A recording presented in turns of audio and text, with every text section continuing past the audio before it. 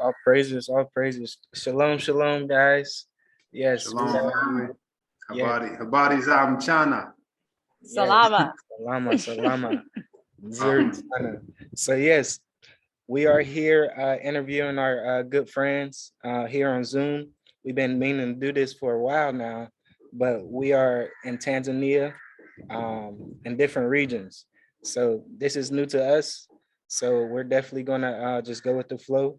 Yes, we are Journey with Us, a family of 6 digital nomads, and we are here in Tanzania. It's so weird not saying. Wow. But yes, yeah. So if you guys don't mind, would you guys mind introducing you guys or yourselves? Yeah, you got it. Oh, Okay, so my name is Rachel Walker, and this is my husband Delonte, and I guess trying to figure out what to say as far as introduction. well, just wanted to, they asked, our names, who we were. Pretty sure they'll get into what we do. Right. So I am 31 years old. I am 32. Yeah, she telling too much information now. Where are you guys from originally? So I'm originally from Atlanta, Georgia. And I'm from Akron, Ohio. Okay. But I moved to Cleveland when I was about 14 years old because my mom, she got remarried. And then from there, I went to college. I was in Michigan for like 4.5 years for college. They came back to Cleveland and then met Delonte, and then new life started. So yeah, and I'm from Akron, moved to Cleveland when I was 19, found a great job opportunity up there, like right out of high school. So that's where I pretty much settled. And then from there, we came to Dar es Salaam, Tanzania. Okay. All praises, all praises. Like I said, we're from Ohio too. So like I say, Ohio is the best state. Wow. How long have you guys been in Dar es Salaam, Tanzania? It's been about 5 months. Yeah, 5 months now. Okay. That went by fast. And so how do you guys like it so far? Coming from Ohio to Tanzania. That's a big move. That is a big move. It's peaceful here. It's a lot more peaceful. The sun is shining like 98% of the time. And in Cleveland, we only get sun like maybe 20 days out the year. Right. So it's definitely nice in that aspect. But it is different. I mean, it was a culture shock when we first got here. Everything looked like unorganized. And me personally, like I like when things are organized, but I was able to eventually see the beauty in that because the people here are free. They really are. So is moving to Africa something you guys were planning for a while, or was it kind of spur of the moment? How did that go? So for me and Rachel, we've been together 6 years now. Okay. And before we met though, Africa was a place that I always wanted to come to. Me and my friends, we used to talk about it. And it was I said when I was younger, I was like, Africa is the first place. If I go out of the country, Africa is the first place that I want to go to. So it's always been there subconsciously. And then when we came together and then we seen Mike and Ange, once they made the move, that's when it became a reality. And it's like, okay, now we have some people over there that we can go visit. And once we came and visited, it was a wrap. That's when we made our plans to get back over here. Yeah, I really relate to that. Yeah. Go ahead. I interrupted you. Oh no, it's okay. Even before that though, I think we were in like 4 years when we started having conversations about leaving America. And at one point, we were literally contemplating going to Panama. Panama, yeah. We're thinking about Panama. But when we visited Tanzania, like Delonte said, that was it. That's all we needed to see. So. Wow. So comparing, because I think I know there's a lot of people out there that want to leave America and they're, looking into South America, Panama, Brazil, whatever countries over there, and then looking into Africa. What advice do you have for people that are kind of split between those two decisions? How would you walk them through that? I would say visit first, Mm. and I know I don't want to make this about race, but it's about race. Go to where your people are. Go to where the people look like you. I would say go to where the people look like you first. Go to where the people look like you first and visit. Yeah, Yes, visit I love first. that advice. What do you think Hmm. of that? Yeah, that's a definitely a thing to think about because it is race, and we live in this world. So I would definitely say come to Africa. You know me, I say come Hmm. wherever it is. So just come visit because what we know about Africa coming from America or Europe or Australia, it's definitely different once you touch down here. Yeah, and and Panama is technically that's the Western world. We're over here in the East, the Yeah. Eastern world. The Western world is starting to shift this way, but it hasn't fully, taken over East Africa. And so we've gotten to experience the East, a little bit of the Eastern world without too much of the Western world, tainting it or too much tainted Westernness. Yes, yes, exactly. And so what do you guys do here? Did you guys come here looking for jobs? No, fortunately, we were already entrepreneurs. We were entrepreneurs before we left. So for me personally, I have a vegan business. So I have a couple of vegan cookbooks out. I help people transition into a vegan plant-based lifestyle. And also, it was crazy how this even happened. So we came to visit back in November. Um, we got sick. Well, Delonte got sick first because we were adjusting to the new bacteria, and he got sick first. And I remember Mikael, one of our good friends, he gave us some sea moss. Hmm. And literally the next morning, Delonte was a brand new person. Like he was so Wow. sick the night before. He had like crazy fever. But when I saw what the sea moss did, I was like, wow, like this is because I've taken sea moss before, but I knew that sea moss from here was gonna be, more potent. Mm. So I took the sea moss back home. I just took a little bit. I didn't take a lot. I just took maybe 2 or 3 pounds back home with me. And I was making sea moss one day, and some people saw me on Instagram, and they were like, "Hey, can I buy some from you?" So that's literally the sea moss business started kind of accidentally because I was just posting and Oh, showing wow. the personal batch. So now I have a full sea moss business that I run, and I have What an is it called? amazing East African sea moss.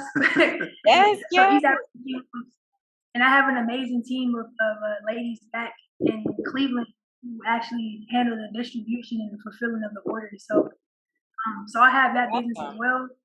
And then Delonte, he Yeah, does more of the financial, like all that stuff. Yes, yeah. yes. And just touching back on the CMOS business, that was divine. It was Mm, divine whether it happened. Like definitely. looking Wow. back on it, the timing and everything, like we didn't plan on doing that. We got sick and took the Wow. CMOS, got great benefits from it. And once we got back to the States, like she said, once it took off like that, and Mhm. it was like we planned on going to Africa anyway, that just gave Sure. more, validity to or validation to the CMOS. It's like now the Yeah. CMOS this is where we're actually getting it from. East African CMOS, some of the best CMOS, in the world. Mhm. But yeah, myself, I take care of the finances, and with that, I'm also an investment strategist and I'm also an educator. So I've specialized in the foreign exchange market. We dabble in crypto, just as investments. I'm versed in crypto as well, and then I'm also versed in stocks. So, but foreign exchange and helping students and traders get funded is my specialty. My company or my course is called Snipers Anonymous. So I created a whole course for trading, teaching the strategy that I use to help to make 6 figures Okay, trading. So okay. Awesome. that same strategy that I use, I'm teaching that within the course. Wow, that's incredible. And That's y'all impressive. check out the Thank link in the description. They will be there. You can find all of that information. Now, a question just came to my mind. How long were you guys entrepreneurs before moving to Africa? Good question. So for me personally, um, right out of college, I became an entrepreneur. I just knew. Okay, yes. I just knew the whole working for other people thing wasn't for me. I Thanks. struggled. I struggled in college doing work study. Like it was terrible. So, but I had an opportunity to join a network marketing company in the health and fitness industry. And although I'm not with that company anymore, I learned a lot along that journey. That was about 6 years. Wow. And then eventually broke off and started building our own brand. Yeah, yeah. Yeah, and for me, I got more into working, and later on down the line in my life, I had a couple entrepreneurial ventures, but it wasn't until I met Rachel that I became a true entrepreneur. Wow. Because she was with that company that she mentioned, and it was like involved in health. That was my first like experience as an entrepreneur, and then from that point, like she said, we just started building our own. We took the skills and the knowledge that we learned from being with that company, all the training, and we started building our own brands.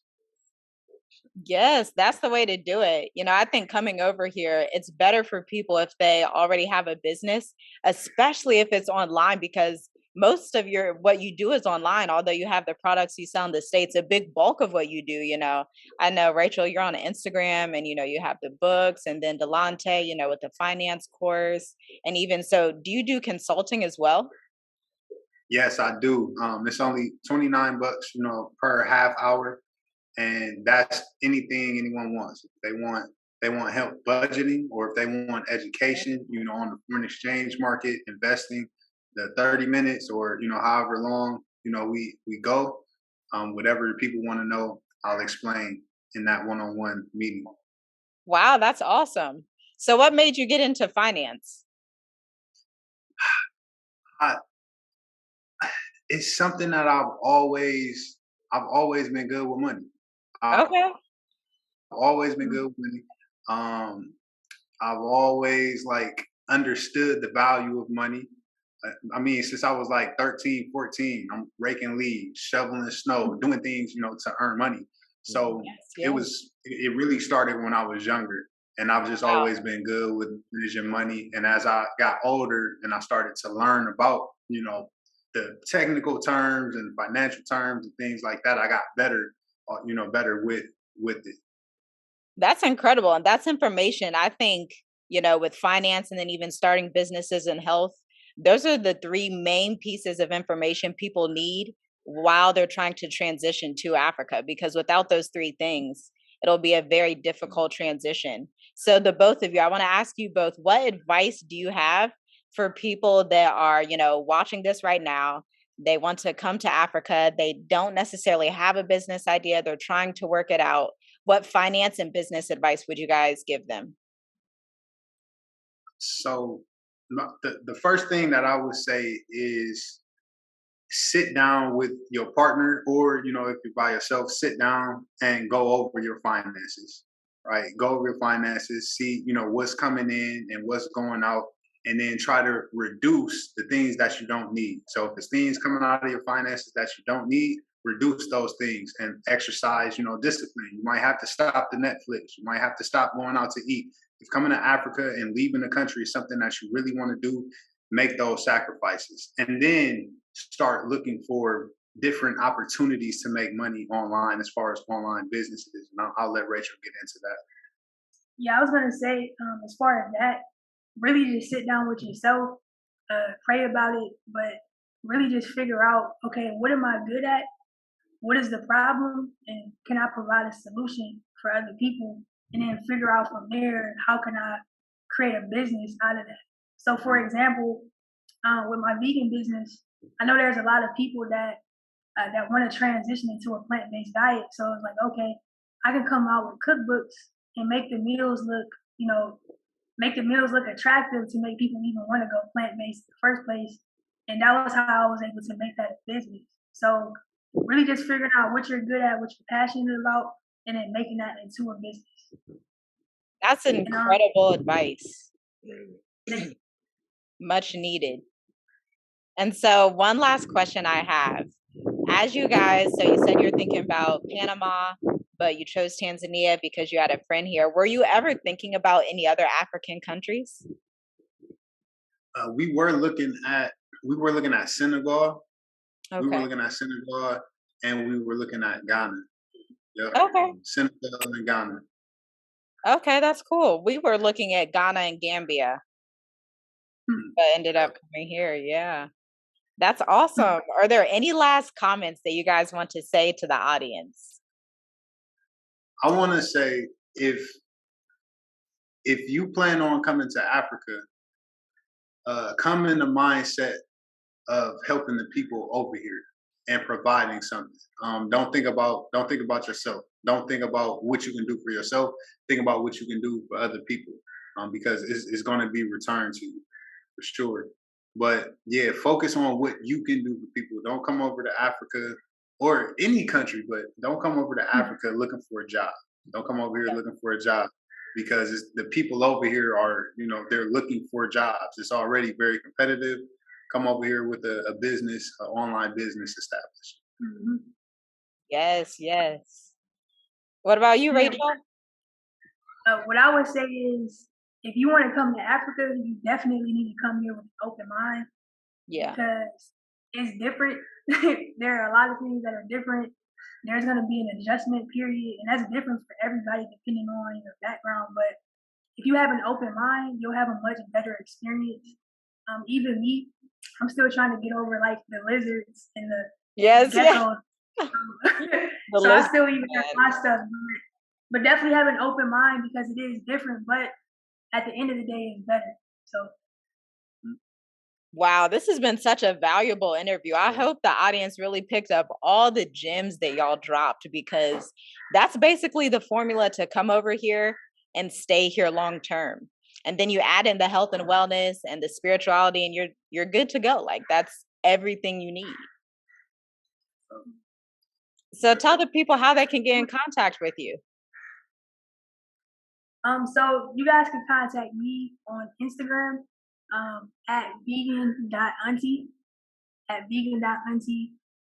my CMOS business is at east.african.cmos.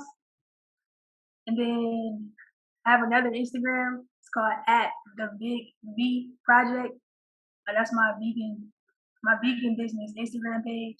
And then my websites, those will be below as well. thebigbproject.com and then eastafricancmos92.com.